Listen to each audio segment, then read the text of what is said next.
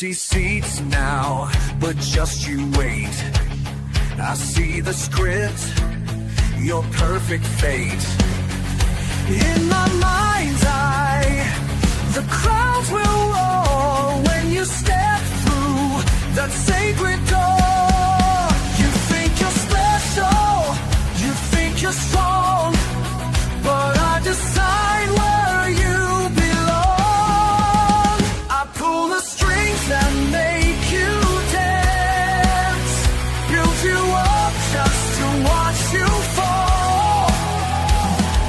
Every victory, every chance, I am the one who controls it all. Hello, everyone, and welcome to the first edition of Think You Can Do It Better, the name of the show, where we're going to be playing some games, rebooking some of wrestling's more controversial moments, and we're going to see if you guys can do it better. All this, of course, to win some prizes. We're going to start off, we had a poll up, and we had Starrcade 97, WrestleMania 9. I don't remember the other two. Invasion was one. I don't remember the other one. But you picked Starrcade 1997. Bash at the Beach 2000 was the other one. So, and everyone knows, of course, that this has now become infamous because of the finish of Sting and Hogan, and potentially derailing some momentum in WCW's favor. And of course, we all know how the Monday Night War ended. So, but today's episode, I'm going to show you how to download the game. And this is live now, but this will be saved to the Ram Network's Patreon page, the Ram Network YouTube page, and the Drunken Pop YouTube page. So you'll be able to find it, be able to pause it, and kind of follow along. And also, when we do these episodes of this show, everyone will be able to see it.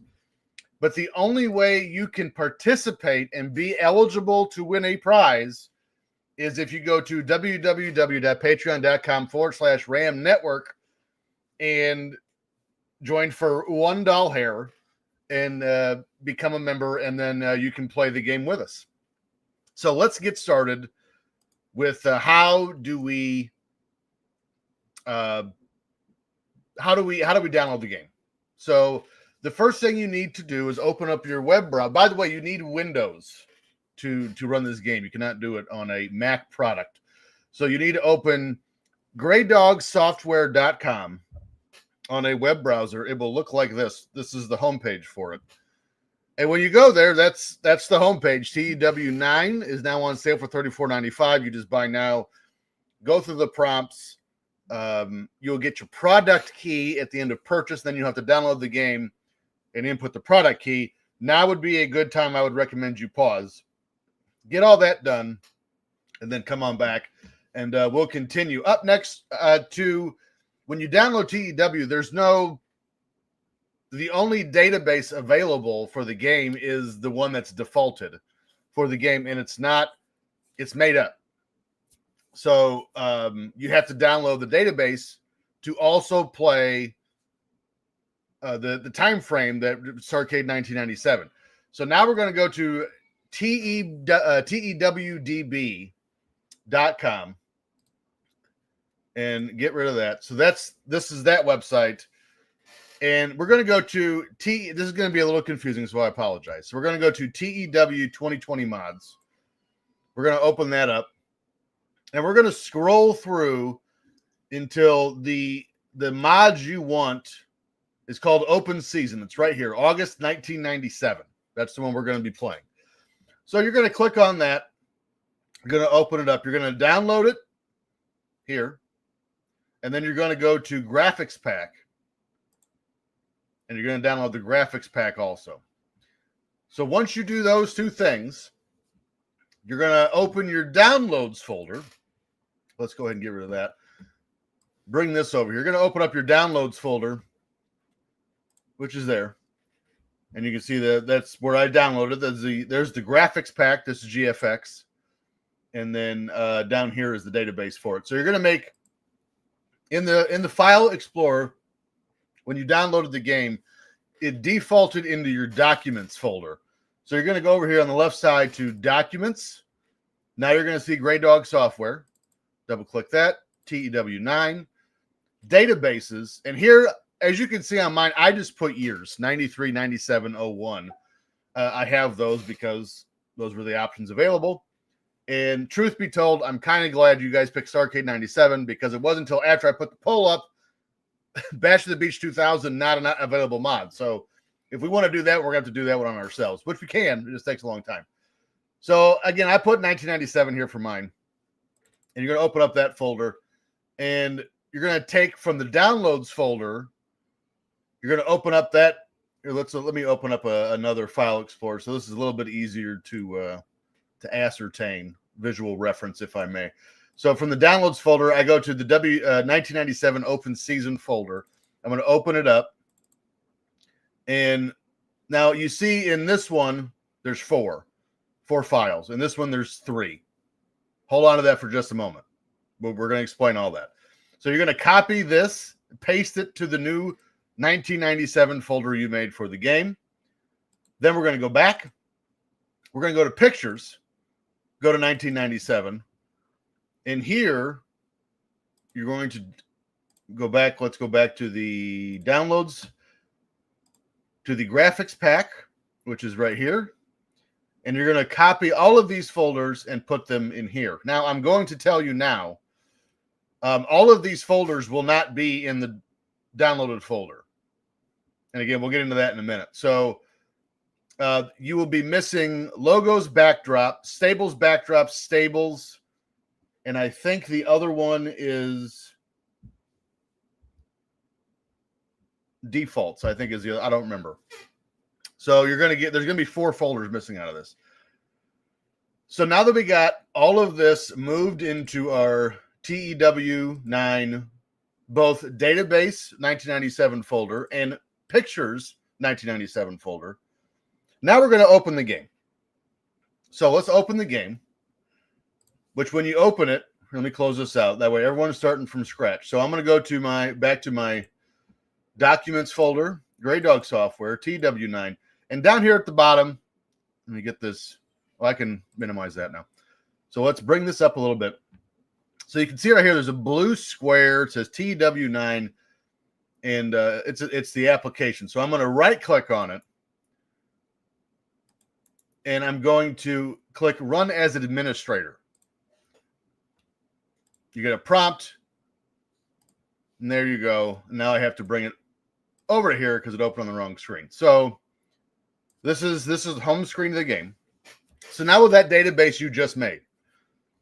So if I click on these 3 little circles here, or I don't know how you want to classify that shape, but you see here I got 1993, 1997, and 2001. If you're just going to have default as the only available database. So this is what we need to do. We need to go to this wrench and screwdriver, go to Convert TEW 2020 Database all the way here on the right-hand corner. You're going to click on that, and in available databases, you should have this 1997. Highlight it, refresh, or highlight, double-click it, and it will convert it to TEW9 database. Pause now and go ahead and do that. Now we got all that done. Now let's talk about how we play the game. So I'm going to go back to the home screen. I'm going to make sure I have the 1997 database highlighted. I'm already using it. And now I'm going to go to this plus sign up here. It says a newer version of TEW9 is available. You'd have to go to their message boards and technical support to download that. So I'm not too concerned with it. I'm not going to show you how to do that here. If you want to do it later, of course, you're more than welcome to do so. So now what it's doing right now, it's checking the database for critical errors. Critical errors, it will not let you run the game. So this could be people's training graduations don't match the whatever the case. Belts having illegal reigns, meaning person might have a title and hasn't served yet, all that kind of stuff. But this one has no errors. So we're going to, there's a lot of warnings. The warnings are fine. And most of them are belt reigns anyway. So we're going to go to begin game. And here you're just going to put whatever you want for a save. Game name, start new game. And as we move on through these scenarios, these booking scenarios, as time goes on, we're going to increase the rules and make it a little bit more difficult, and also kind of be able to instill more creativity on your guys' side. But for right now, this is going to be fairly straightforward. So here's the rules. My thing is taking a really long time to download. So here's the rules for this game save. You have to play as Eric Bischoff. Have to. You have to play as WCW. However, beyond that, the only other rule I'm going to make is you have to. Sting and Hogan still has to be your main event at Starrcade, and Sting still has to be the winner at Starrcade. How you book the finish and how we get there and all the other storylines is on you. And again, we'll get into that as we go on. This is taking forever tonight. I'll have a sip of whiskey here while we're waiting. Now, I will tell you, until we get to, 3 or 4, maybe 5 even game saves from here, I am not going to be eligible to play in the contest because I've been playing this game forever now, like 6 or 7 years. I've had hundreds of game saves, and I really enjoyed this game, and I think it's a lot of fun. But as we get more difficult, then I'm going to throw myself back in because it's going to be almost like a sandbox type of thing. And what I would like to do is there's a database for 1985 just before WrestleMania 1. And I think the final challenge of this season, so to speak, is going to be rebooking 1985, but you have to play as either World Class, Pacific Northwest Wrestling, or Jim Crockett Promotions. And you might be asking yourself, or Memphis, so 4. And you might be asking yourself, well, why those 4? Well, those are the 4 we do shows on our Patreon. World Class, Portland, Memphis, and Jim Crockett. So no WWF because, again, we know how that ends. And quite honestly, it's kind of unfair. I've done that save one time, and to start as WWF compared to the other territories, it's really not fair. I don't know what is taking so long. We're going to close this. I'm going to start this back up and just kind of riff here for a second. I don't know what took so long. So now I have to open this back up from scratch. Maybe I have to quit being a douchebag and download the new one, maybe, perhaps. All right. So even though we didn't get anywhere, there it is. Oh, great. I might as well delete that and delete this one. That was me just farting around earlier.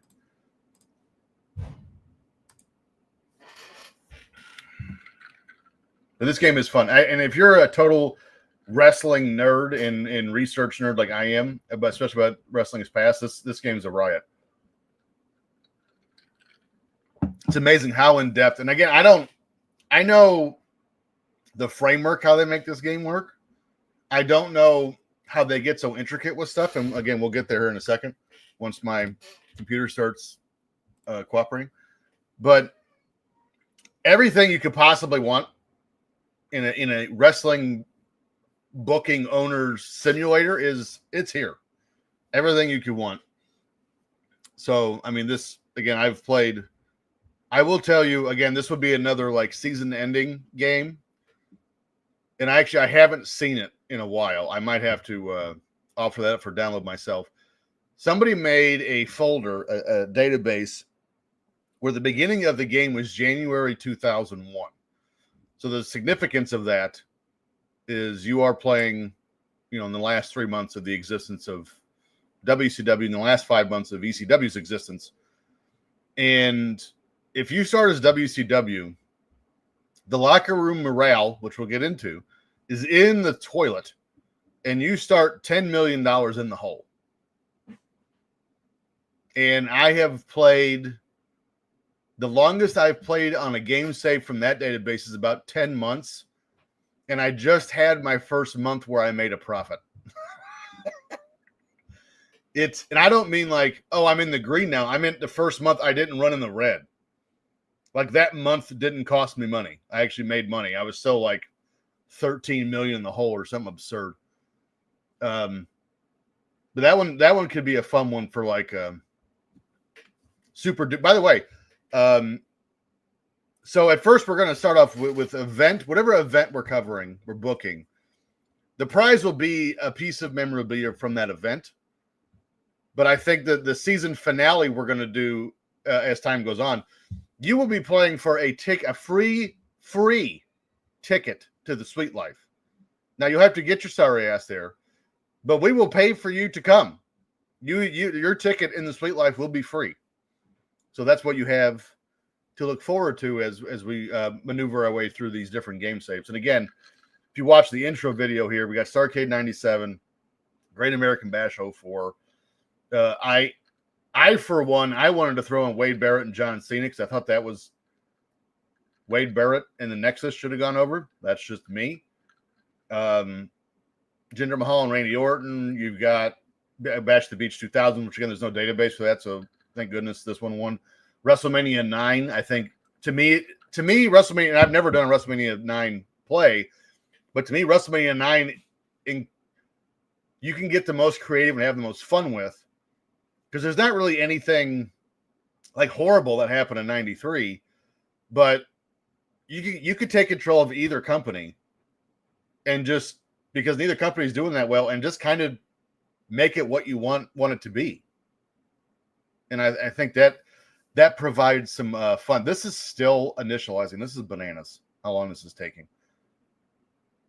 Whew. There we go. So, now you get your list of characters. We're not going to play as Billy Ray Cyrus. So, down here at the bottom, you got your 4 squares. We're going to go to avatars only. This will make everyone in the game available. We're going to go up to the E's. Or down to the E's, depending on where you're starting at. Eric Bischoff. There he is. Old Easy E. Booking reputation 80. Booking skills 60. And if I go over here to skills, his business skill is 80. So all that plays into how much, how good your business dealings are. It affects your television broadcasting deals. It affects your merchandising. And, of course, your booking skill and reputation affects the success of your show. So now we got Eric Bischoff highlighted. Play as this character. This is going to get rid of all the unused characters like Billy Ray Cyrus. They'll get used up. So now we got to wait for this to clean all that up. And actually, I was doing this earlier and it froze right here, so it's probably going to do it again. I don't know why this. I just downloaded this game on here, my new computer, like a week ago, and it has been smashed ass so far. I've never had any issue with this game on any other computer I've played it on except this one. Yep. Oh, there we go. All right. So now we're going to go to World Championship Wrestling, which it should default to because you're playing as Eric Bischoff. And you see here, Eric Bischoff's the owner, Kevin Sullivan's the booker, Hulk Hogan's the figurehead. We're going to play as owner. Yes. And it's giving you the option to remove AI-controlled companies. I have never, got rid of any of the companies that the AI controls. Now, I can clearly tell some of these are made up, which is interesting.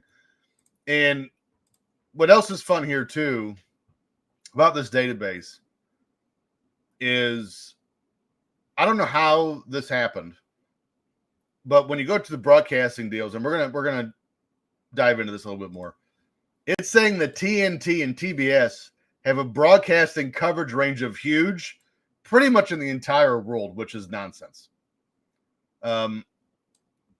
I have played 1997 before, but it was a different database, and it wasn't like that. But that's fine. This is a good beginner's kind of tutorial season again. Get your feet wet. Get used to what you're going to be up against, stuff like that. So let's go through the different things we're going to be focusing on here. And you may be asking yourself, TJ, well, how do I win the season? Well, here we go. Here's one of the things we're looking at. Finance. So as you see here, we're going to start with $25 million in the company for WCW. One of the things you'll be measured on is how much money did you make in the time frame. So we're going to go a year. We're starting in August 1st, 1997. We're going to go through August 1st, 1998. So the run up to Starrcade 98. So how much money do you make in a year is one of the things that you will be measured on to win this contest. And if you look at the finance screen, you have performance, pay-per-view, performance, by the way, is all your debits and credits combined. So are you net positive, net negative? That's performance.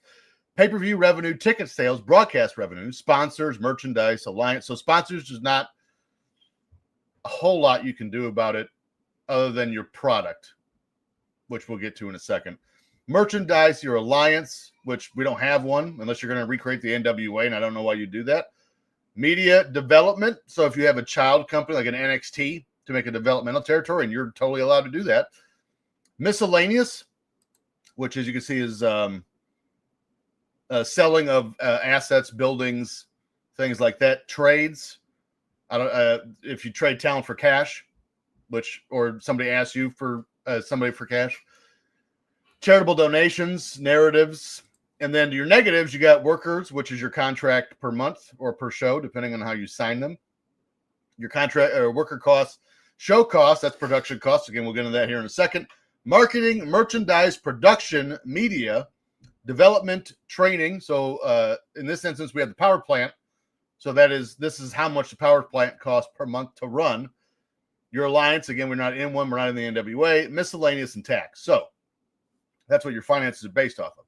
Another way you'll be measured how to win this season and get the prize is your storylines. How many successful storylines do you have? And what do I mean by successful? So if I'm here looking, they give you 4 stories to start off with. Team WCW versus NWO, and they have 9,000 people in this storyline. I understand why. And I'm going to tell you, friend to friend, as we get ready to start this season, I would end this storyline immediately and break all these stars up because you have all your star power. Hulk Hogan, Kevin Nash, Lex Luger, Randy Savage, Ric Flair, Scott Hall, Scott Steiner, Sting, The Giant, all in one storyline. DDP, Kurt Hennig, they're all in one storyline, and that's just not a feasible way to do it. You want to spread your star power out as much as you can. So, again, if it were me, as I'm playing this, I'm breaking that story up immediately, and I'm going to redistribute my star power a whole lot better than just lumping them all into one story. You got Ray Jr. versus Conan. And by the way, this storyline started on Friday the 1st, January 1666. This is interesting. They all did. That's bizarre. I don't ever remember this story in WCW. And I was watching, so I missed this one entirely. DDP versus Hennig, that one I do remember. I do remember this one, DDP and Kurt Hennig. And they give you Benoit and Bongo against Malenko and Jarrett. And they've also included Deborah. And this was actually, was it Road Wild 97 or Road Wild 98 they wrestled and Jeff Jarrett walked off? I think it was 97. Had to have been. So those are your 4 stories you're going to start with. Do you have to start with those? Nope. You can do whatever you want. And, well, how do I know how successful they are? Well, if you look here, there's a heat level right here, and here's your level of heat. So this one is cold, the Horseman storyline. DDP and Hennig a little cold. Ray Jr. and Conan's cold. WCW NWO is warm, which again is another reason why I'm not terribly concerned about just blowing this one up and again redistributing my star power evenly. How else? Well, here's your roster page and your list of everyone. I'm going to give you a homework assignment. I'm going to give you 3 wrestlers. And your job throughout this year is to get them over. Here are who is Adrian Byrd? I do not know these people. Okay, so here's your 3 wrestlers I'm going to ask that you get over as well as you can. Alex Wright is one. Go to his skills. not great. Star quality's 35. His popularity is 45 across the country. And again, to me, Alex Wright is probably WCW's biggest, like, what if. Dude had all the talent in the world, and it just kind of never did anything with him. Now, mind you, some of the star quality here can be affected depending on the gimmick you give him. So right now, he has a Das Wunderkind gimmick. It's adequate. It also doesn't help matters at all. He has no charisma, he can't speak, and he can't act. So that's not helping him either. So how over can you get Alex Wright? Superstar number 2. Old Billy Kidman here is in the flock, I believe. Yes, he's in the flock here. He has a star quality of 30, and he's also not real good in the ring. And there are ways to improve that, and we'll get to that here in a minute. And star quality of 30, and his popularity, he is all 20s, except he's a 45 in the tri-state area, and I don't understand that one at all. Superstar number 3, I'm going to task you with getting over. What would a WCW 97 save be without Glacier? Now, he's already a 50. So this one shouldn't be too bad in theory, except not great in the ring. He's apparently just as dangerous as all get out. He has no charisma, can't talk, can't act, and his star quality's 40. So there you go. You have to get over Billy Kidman, Alex Wright, and Glacier. So how much money you make in a year? How many and how hot are your storylines? And Alex Wright, Billy Kidman, and Glacier. How far over can you get these guys over? Those will be the 3 things you will be judged on here on as we go through the season. And of course, as I go through these different tabs, if I go to backstage, so second row right here, backstage, this is going to give you an idea of backstage morale. And right now, our locker room morale is average. Your negative influences are Dave Taylor, Buddy Lee Parker, Buff Bagwell, Chris Benoit, Hugh Morris, Johnny Grunge, Kevin Sullivan, Kevin Wachholtz, who you may remember as Nails, or The Prisoner, is still on the roster in 1997 for some reason. Paul Orndorff, Rocco Rock, and Sonny Ono. So those are, and you've got shit disturbers. You got Kevin Nash, you got Scott Hall, you got Hollywood Hogan, Randy Savage. They will build cliques within the company and turn wrestlers against other wrestlers they don't like. That will absolutely happen. So prepare yourselves for that. How do I prove backstage morale? Success of the company, success of your shows, and also down here on the bottom, you see these check boxes, backstage rules. That also affects morale. So I'm going to tell you right now, the only rule that's checked off is you're not allowed to smoke, which is ridiculous because no drugs is also a rule, and it's not checked. So I'm going to uncheck the smoking. I'm going to check no drugs allowed. And then I'm going to do masseuse is provided, hotels are organized, hotels are paid for, chiropractors provided, transport is organized, transport is paid for, catering is provided. Now, mind you, all these things you check off cost you money. So just keep that in mind too. And I'm going to go to save rules. And now the locker room morale is very good because the backstage rules are having a positive effect on morale. Wouldn't you know who won the pony? So up next, we're going to go to commentary. Who is commentating on my shows? So my pay-per-view events, I have Bobby Heenan.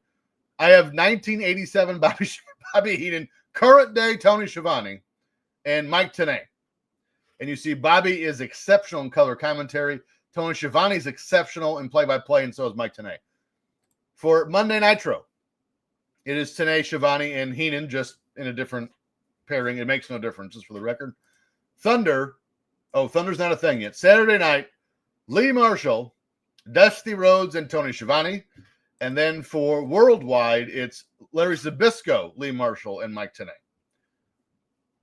Do with it what you want. Again, if I go here to only show play-by-play and color commentators, your other options: Brad Armstrong, Chad Damiani, I don't know who that is, Chavo Jr., Kurt Hennig, David Penzer, Eric Bischoff, Greg Gagne, Ian Dean, don't know who that is, Jason Hervey, why? Jeff Jarrett, Jimmy Hart, J.J. Dillon, Jody Hamilton, Kevin Green, why? Kevin Nash, Lanny Poffo, Larry Zbyszko, but he's right there. We knew that. Lord Steven Regal, Mark Madden, Michael Buffer, Mike Winner. I don't know who any of these people are. Mike Mongo, Nick Patrick. There's way too many play-by-play guys. This is nuts. Paul Orndorff, Savage, Flair, Piper, Hall, Sting, DiBiase, Terry Taylor, and Tony Schiavone. So, again, any combination you want for your events and your TV shows, that's where you do that. What else? Here's your size. In the United States, we're huge. We're 90 across the board, and then an 80 in Puerto Rico and Hawaii. In Canada, 80s. Mexico, 70s. British Isles, 70s. And if I go down here to your different size categories, right now we're huge. Up next is Titanic, which is you have to get a 77 in 5 game areas other than the United States. So you have the United States, we done. Canada is done. Mexico's close. Britain's close. Japan is close. Europe is close. They're all close. So any 5 of those 77s through the territory of any other country of 5 times, and you get Titanic, which comes into play here for certain things. So before we go any further, here's your events and TV. Here's your worldwide. It's a B show, which means A-level talent will not be on it. It's held on Mondays. I'm going to change that immediately. I'm not having the same night as Nitro, and I'm also going to tape 2 episodes at a time. How do I change that? Well, you go to Modify This TV Show, and I'm going to go to B show. Let's do held on Wednesday, shown on Sunday, and we're going to tape 2 shows at a time. Saves on production costs. Monday Nitro every Monday. Of course, it's live. And it's a 2-hour show. It's an A show, which means everyone's eligible to be on it. And then Saturday night is another B show. It's held on Thursdays. Some reason Saturday night is shown on Thursday. That makes no sense. Move that to Saturday. And we're also going to tape that one 2 at a time. So then here you got Road Wild, you got Fall Brawl, Halloween Havoc, Battle Bowl, World War III. So if you notice here that there's an event picture and they're all blank. How do I fix that? If you're nitpicky like me, if you're OCD like me, I need the logo there. So I'm going to go to Road Wild as an example. Because if you notice, these TV shows have logos. I'm going to go to Road Wild. This is my next show. Which, by the way, it is August the 1st. This show is August the 31st. So you have a whole month to build that pay-per-view. But I'm going to go click on Road Wild. I'm going to go to Modify This Event. And I'm going to click on the blank picture. Ta-da! And I'm going to scroll down to WCW Road Wild. Boom. Use that picture. And now it's there. So now you just got to take the time to do the rest of them. You can do that. I'm not going to do it right now. So before we're there, now we have contracts. One last screen before we head on over to some other topics. The one thing I like to keep an eye on is expires, the far right category here. And I'm going to click it twice so I know who's going to expire. So wow, there's a lot of people in this month. So in the next 30 days, you have Wildcat Willie,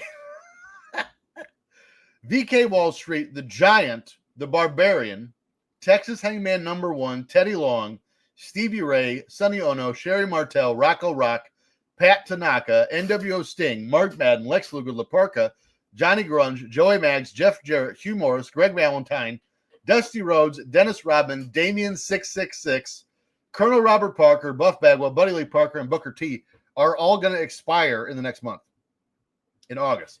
So when you sign someone to an exclusive deal, you can only negotiate in a 30-day window. So I'm going to show you how to do that here in just a second.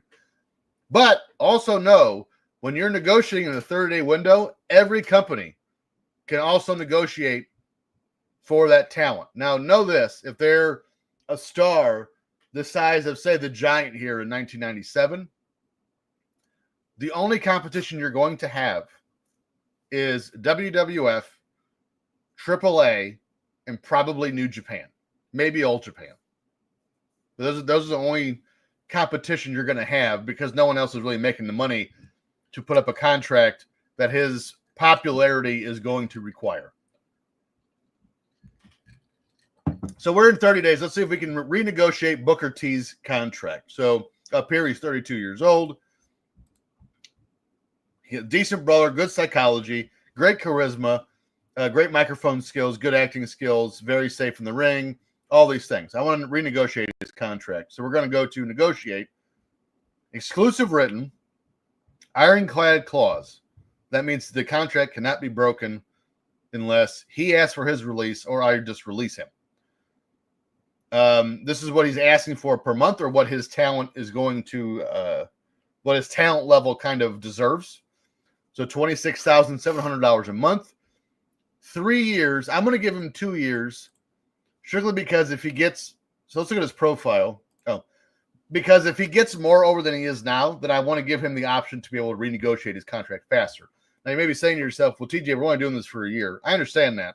I might keep going after we're done, because that's much I love this game. So 2 years, role on the roster would be whatever's needed.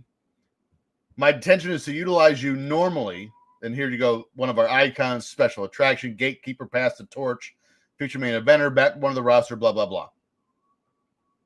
So that's normally. You would be available for all shows. Again, you can put everything except house shows. More on that soon.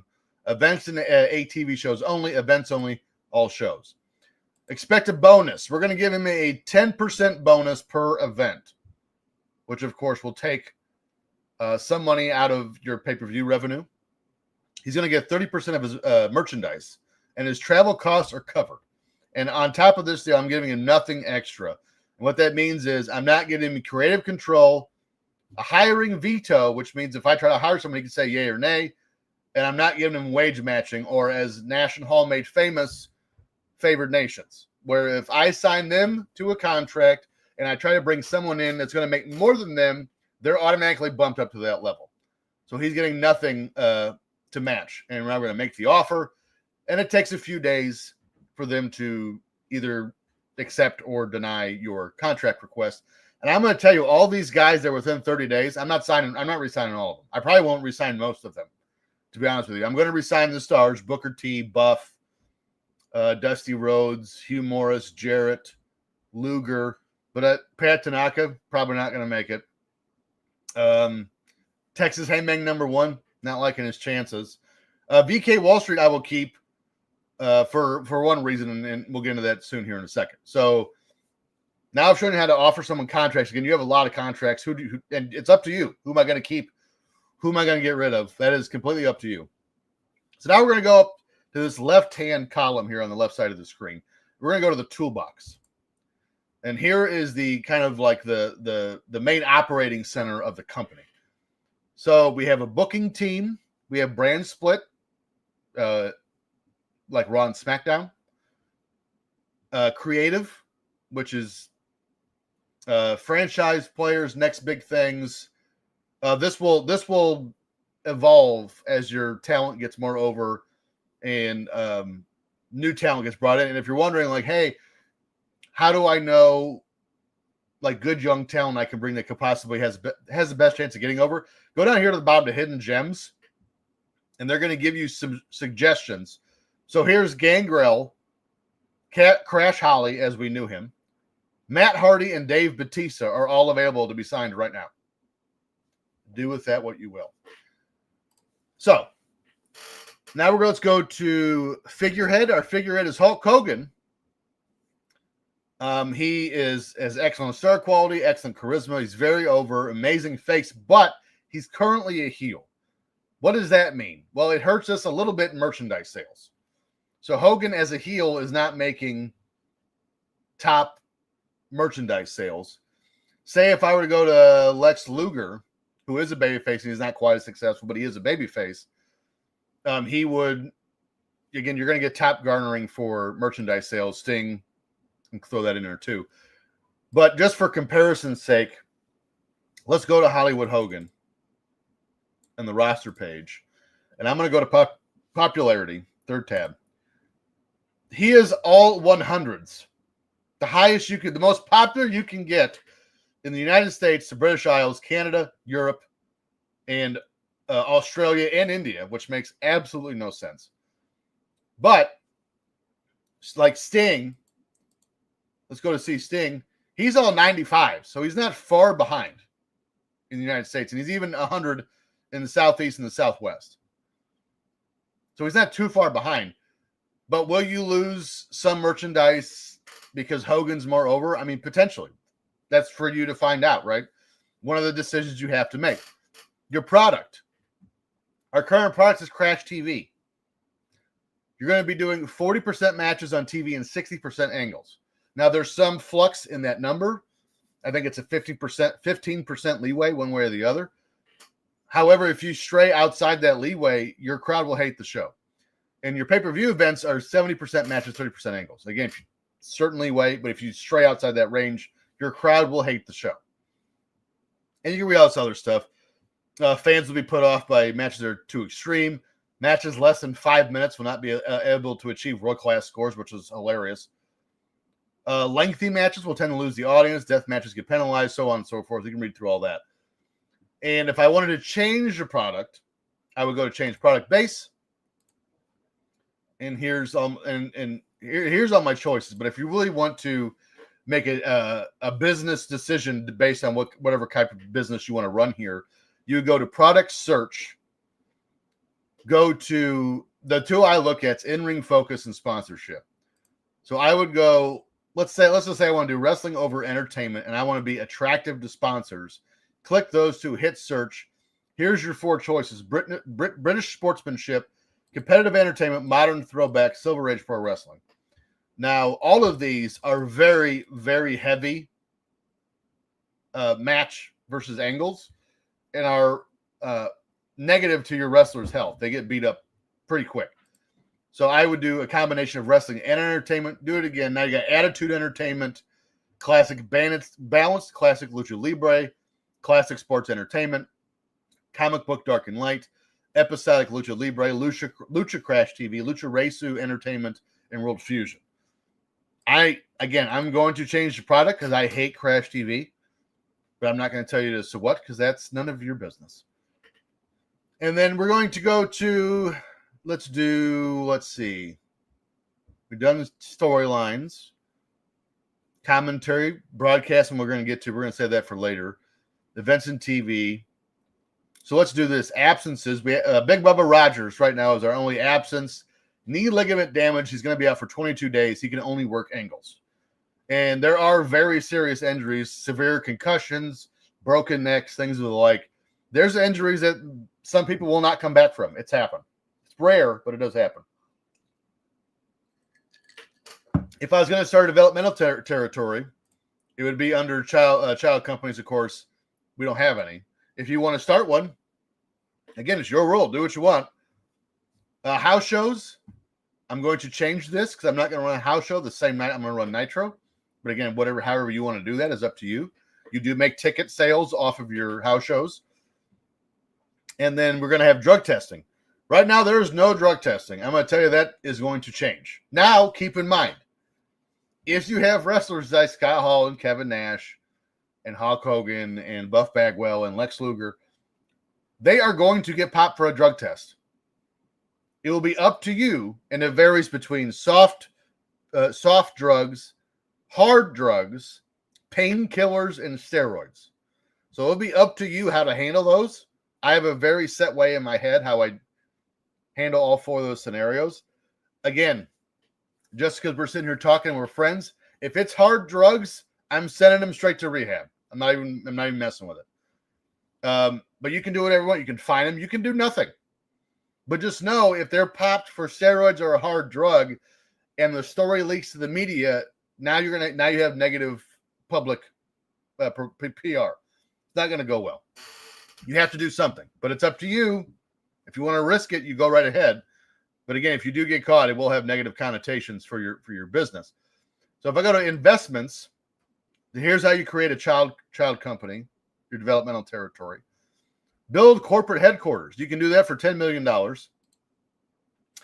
I'm sorry, $15 million. It costs $25,000 a month to maintain. But the advantages are you get 10% boost to the company's prestige rating and one time, and then an ongoing 25% boost to the company's hidden influence score that governs the order in which companies run their shows each night, which in WCW's case isn't going to matter a lot because of how much money you're paying these guys. So this would come into play if you were starting like a company from the ground up. And you can always sign people to handshake contracts. So that's all you can afford on a per show deal. Depending on who pays that wrestler the most on a handshake deal sets their priority for what shows to wrestle on. So if you have a hidden influence, then your company automatically goes to the top. But if you can afford $15 million for a headquarters, I don't think it's going to matter. You can also build a physical Hall of Fame. That's $10 million, $15,000 a month to run. You get a one-off 5% boost to the company's prestige, ongoing 50% boost to the company's hidden influence. But you also have to have people already inducted in your Hall of Fame. Here's a new training facility. You already have one. So, again, you could do that. I don't know why you would. Make a charitable donation, positive PR. Purchase a classic title belt. Andy Kaufman's intergender belt. I didn't know that was. I've not looked at this before. AWA America's title. That is not that title. I have that title. That's the prison belt. I don't know why that's on there. Southern Tag Team. That's the WWF tag belts. What are we doing here? Again, that is the World Heavyweight title. That's the World Tag Team title. This is kind of weird. So NWA Southeastern Tag Team. If that's it, then bro. Let's see if anything's fun. No WCW or WWF tag belts. You can create a new venue, again, unless you're starting a company from the ground up. I don't know why you would. And launch your own broadcasters. You can start a pay-per-view, kind of like TNA did. Start your own pay-per-view, internet pay-per-view channel. Generates revenue. And again, if you're starting a child company and you can afford to invest in your own internet pay-per-view channel, that company that would otherwise just receive ticket revenue is now also getting pay-per-view revenue. It's tiny when you first start, but it's something. But also you're exposing your developmental talent to a much larger audience base. So again, as we get into the more saves down the line, we'll have to get into all of that. So merchandise. Right now we are a level 6 out of 10. Which is, again, I don't think WCW ever got to this level of merchandising. So we make a decent amount of merchandise. We make $5 per fan in attendance, $15 per popularity point per region each month from the mail order side of the business, and it costs $2,500 a month to run. Now, the first thing I do every game save I go to upgrade options. I go to rapid and start upgrade. It's $1,000 per week for this upgrade, and you have 2% progress per week. So by math's sake, it's going to take a year for this to pay off. Now, again, well, you might be saying, we're only going to play this a year. Well, that's fine. But as you get closer and closer and closer to going to level 7, you start getting smaller and smaller increments of merchandise sales throughout the whole time. So again, that's why that's the first thing I do. Production. We have your production values, live event experience, broadcast quality, which you see is in the red, and music. So music and our production values and our live event experience is already maxed out. The only one that's not is in the one in the red, industry standard level 5 of 6. I'm going to show you why it's in the red. So if we go down here to the bottom, view rival levels. Our only rival is the WWF, and as you can see right here in broadcast quality, we're lagging them. We're tied with them in every other category. We're behind them in this one. So we're going to upgrade our broadcast quality, boom, to cutting edge. Now we're all maxed out, and we're even with the WWF as far as production value, live event experience, broadcast quality, and music. So we got that done. Now let's go back to some very key choices you're going to have to make, again, when it comes to locker room morale and managing some of your bigger personalities as we move forward in this game. So, Timmy joined us. He said, nerd. Thank you, Timmy. Glad you're a part of this, Dick. So, let's go to Let's go to booking team. So right now, the only person on the booking team is you, because you own the company. And you might be asking yourself, can I own the company without booking it? No, that's impossible. So you're always on the booking team. Let's go to alter booking team. And they're going to give you everyone who has some sort of a booking skill. So 1 or more, 1 through 100. And you will have the option to put them on the booking team. And again, sounds easy enough, but say if I put Ric Flair on my booking team, it's probably not going to make Hall, Nash, and Hogan very happy. However, if I do not put Flair on my booking team, he will get upset eventually he's not on the booking team. So again, this is a very delicate balance here you have to maintain. So Alex Wright has a booking skill of 50, Arn Anderson's 50, Booker T's 30, so on and so forth. Again, go ahead and Dusty Rhodes is a 60. Go ahead and pick your own booking team. And then we go to, and by the way, you pick 5 people to be on your booking team. You can't have any more than that. So now we're going to go to Inner Circle right here. This is where you're going to have to make some tough choices. We have chief enforcers, locker room leaders, head of talent relations, senior road agent, head men's trainer, head women's trainer, senior referee, morale official, and stooge, or morale officer and stooge. I've never had a stooge because it from what I've read, it makes nothing but shitstorm. So I've never had a stooge. So let's start with chief enforcers. We're going to click on the first none. And you see his gloomy personality type for Dave Taylor, not the best for this role. But by the way, that's also why he has a negative locker room influence, is his gloomy personality type. Low level of respect, so he may struggle in this role, but he is considered one of the toughest people in the locker room. I'm going to tell you now, the first 2 things are going to outweigh the third. He's going to be a real shitty enforcer. So we got to find one of the tougher guys in the locker room that also isn't kind of a bitch. So let's keep going here. Buddy Lee Parker, also a sad bitch, but he's low level of respect, one of the toughest people in the locker room. Not going to pick him either. We're going to keep going. Marcus Bagwell. Chris Benoit has a relatively low level of respect, and he's angry. So that's double whammy, but he's considered one of the toughest people in the locker room. I don't know how he has a low level of respect in 1997. That's kind of wild. We're going to keep going. Let's see who else we got here. Lots of people considered tougher than this person. Doug Dillinger. Fit Finley, low level of respect. That's bullshit. Oh boy. Gene Okerlund. Grizzly Smith, I'm going to fire him immediately. Hack Myers, he's getting fired. Hardbody Harrison, no respect. What the hell is going on here? Can't pick anybody. By the way, Hulk Hogan's personality type is egomaniac. I would say that's on the button. Let's see. The range of the time range of these pictures is bananas. Who the fuck is Johnny Attitude? I don't. What the hell? Johnny Swinger. I know who that is. It looks nothing like Kenny Chaos. This is Kevin Green, like when he became the coach of the 49ers. Kevin Nash is considered one of the toughest people in the locker room, but he has a low level of respect. I don't understand what's happening right now. How does everyone have a low level of respect?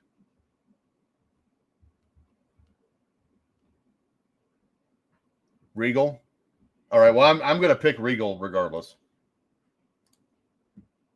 So there you go. Dave Taylor, happy. Orndorff, happy. Van Hammer's angry. Who gives a shit? Bobby Eaton's happy. Fit Finley's happy. Robbie Brookside's happy. So there's one. Let's just go ahead and go to the obvious one. Where's Meng at? Quiet personality type. Oh, so you can't have the negative or a bad personality type. It will not work at all. Who else we got? Mortis. Oh, we have the Nitro Girls. That's interesting. That's a new one. I haven't seen that before. Fake Sting. Paul Orndorff, but he has a gloomy personality type. Son of a bitch. Macho Man in his mid-50s. What are we doing? Raven, but he's unpredictable.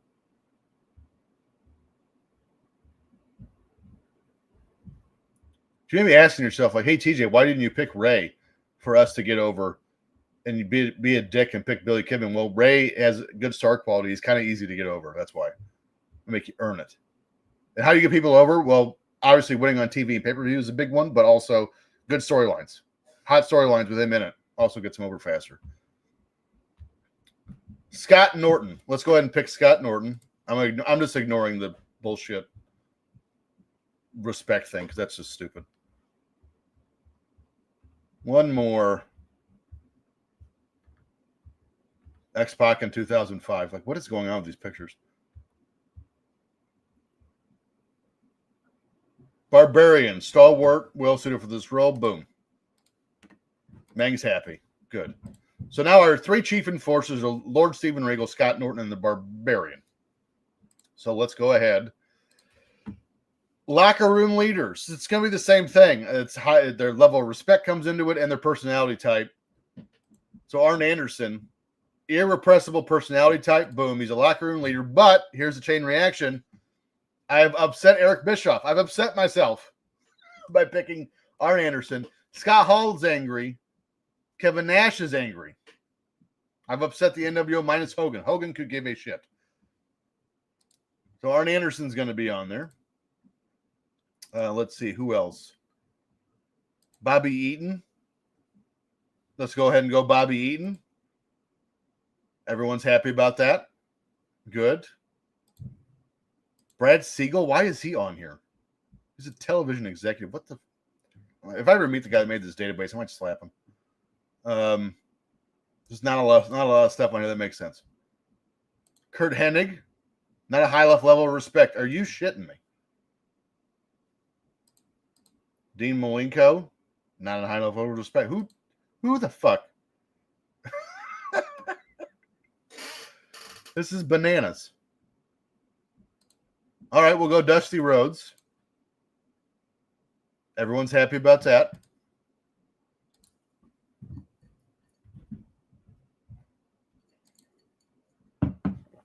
I wouldn't put Greg Gagne in that position if you paid me. Hogan, nah. Bad personality type. Jarrett, nope. No respect. Douche. J.J. Dillon. Nah, maybe. Maybe. Might have to come back to JJ. How about Kevin Nash? Woo! A lot of negatives in his way. So we'll skip him. Klondike Bill. Lex Luger. Egomaniac. And I don't know if I agree with that. Luger 97. Regal. Let's go. Paul Orndorff. Gloomy personality. Paul Orndorff from 1986. And what is happening here? Randy Savage. Let's do Randy. Hulk Hogan's angry. So is Elizabeth. Great. Which again is fun because if you actually research stuff that Elizabeth and Randy Savage were getting along better here than they were when they were married. Again,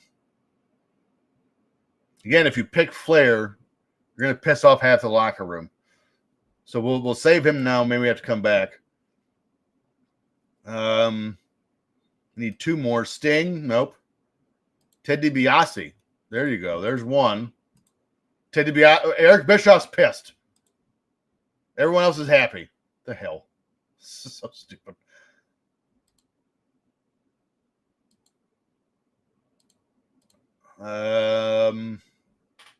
Who else we got? Dragon? Nope. Oh, we have Wrath already. Nice. Who we're going to come back to? Was that Flair?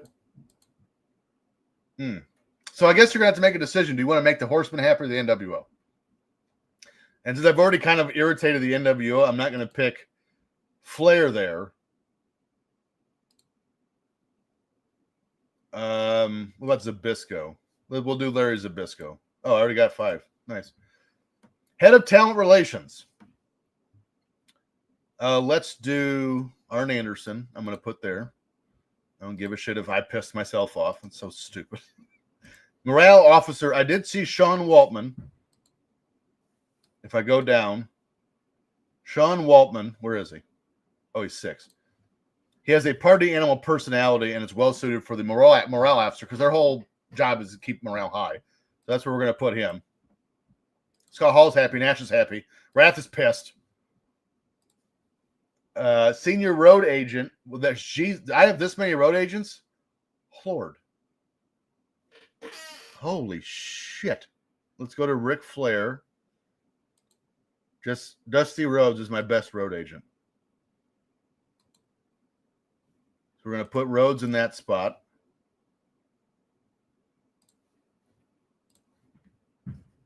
Head men's trainer.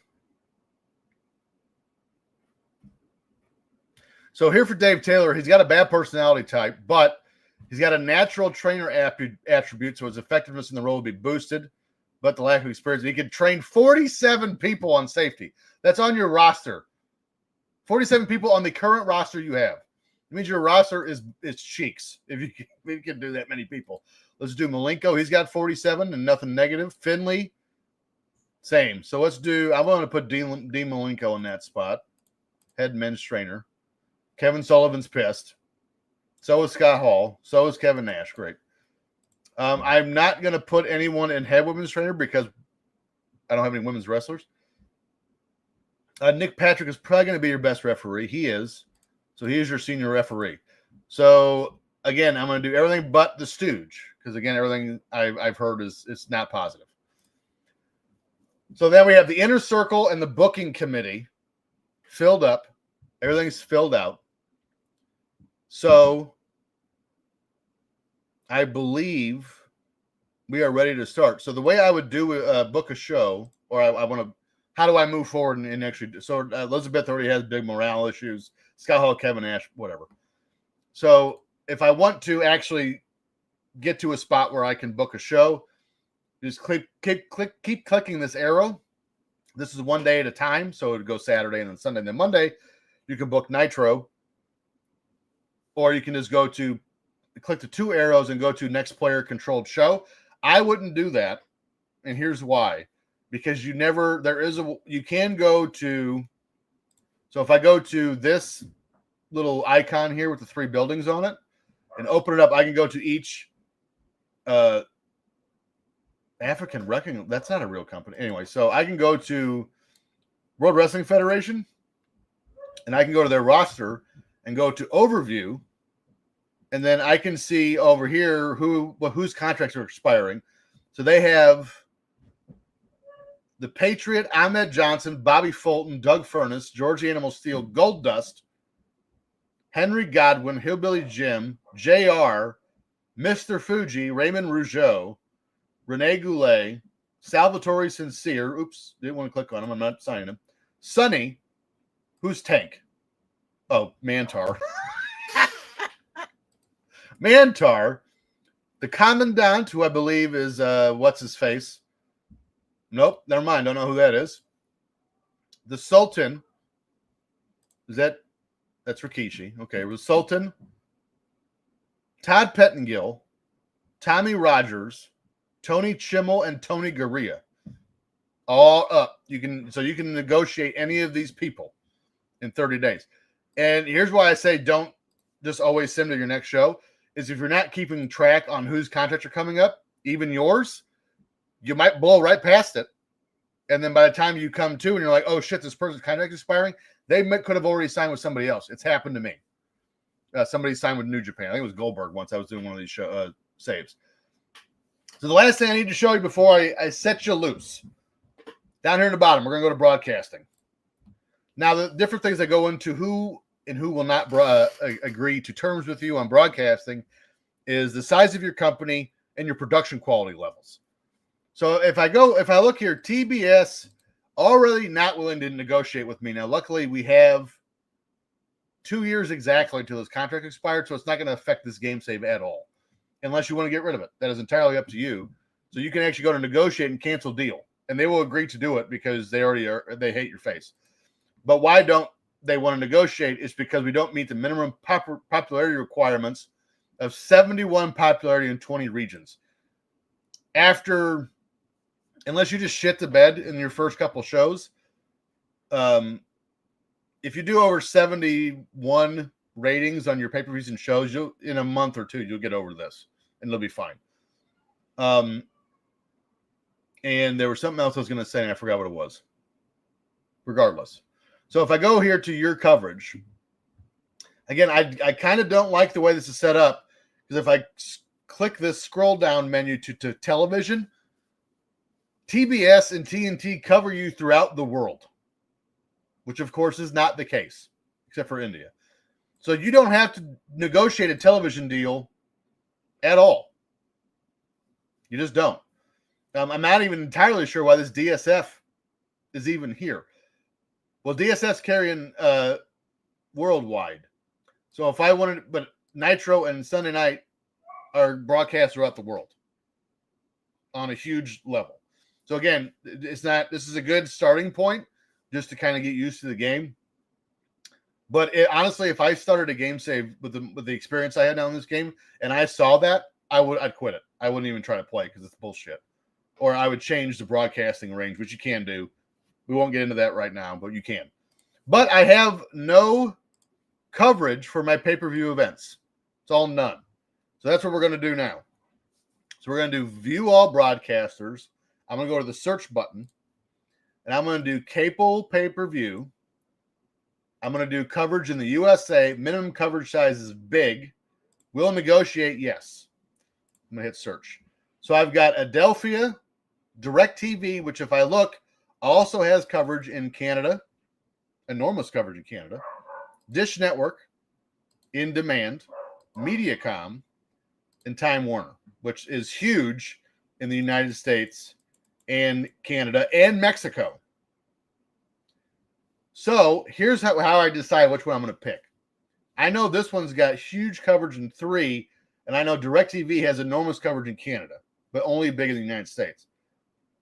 So I'm going to go to search, and I'm going to go to big and Mexico and see what my options there. It's just Time Warner. So this Time Warner is the only option you have for Mexico where you're going to get this kind of coverage.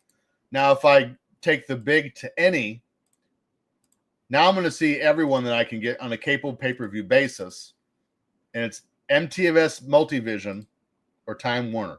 So I could pick huge for North America or the Americas, United States, Canada, and Mexico. Or I can do huge for the United States or big for the United States, enormous for Canada, and nothing for Mexico. I have to settle for medium with MVS Multivision. So I'm going to tell you right now, this is what I'm picking.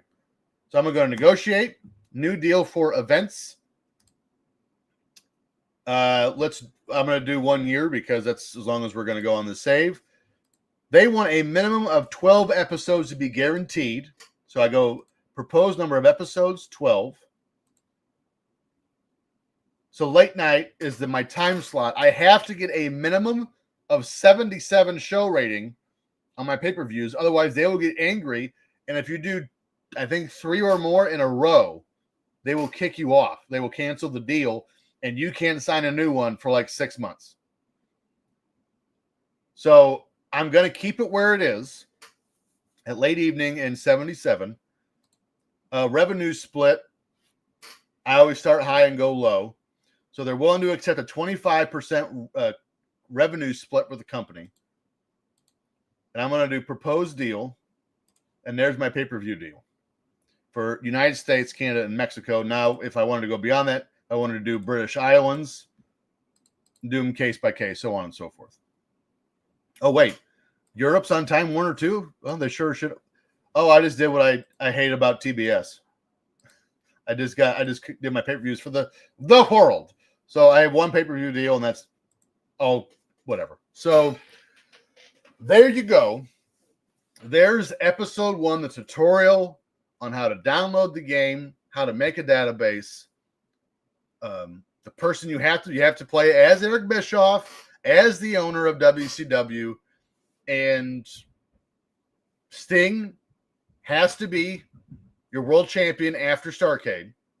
He has to win Starrcade 90, the main event of Starrcade 97. Actually, let's do it has to be Sting Hogan on top of it. It has to be Sting Hogan. Sting's going over, and you have to get Alex Wright, Billy Kidman, and Glacier over. Are you ready? Let the games begin. Let's see if you can do better on Starrcade 1997. Again, if you want to watch this, download the game and go through these steps and be able to pause it and come back to it. Again, Ram Network YouTube page, Drunken Pop YouTube page, and the what's the other one? I don't know. Those two will be available. This video will be available on those two YouTube pages, so you'll be able to pause it as you wish and kind of move forward. And if, again, every show we do on this will be live, but if you want to play the game, go to patreon.com/Ram Network. $1 a month will get you in the contest and available to win prizes. But remember, the net one, I'm going to do the next episode next weekend.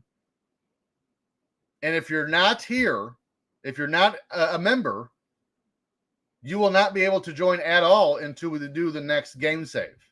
So you'll miss Starrcade 97 at all, or overall. You miss the whole thing. So, all that being said, go to greatdogsoftware.com, download TW9, get the database for 1997. Again, go back to the YouTube, Drunken Pop and Ram Network YouTube. It'll all be there. And our Patreon page will be on there too. Get set up and let's rebook 1997, because the question we need to figure out, can you do better?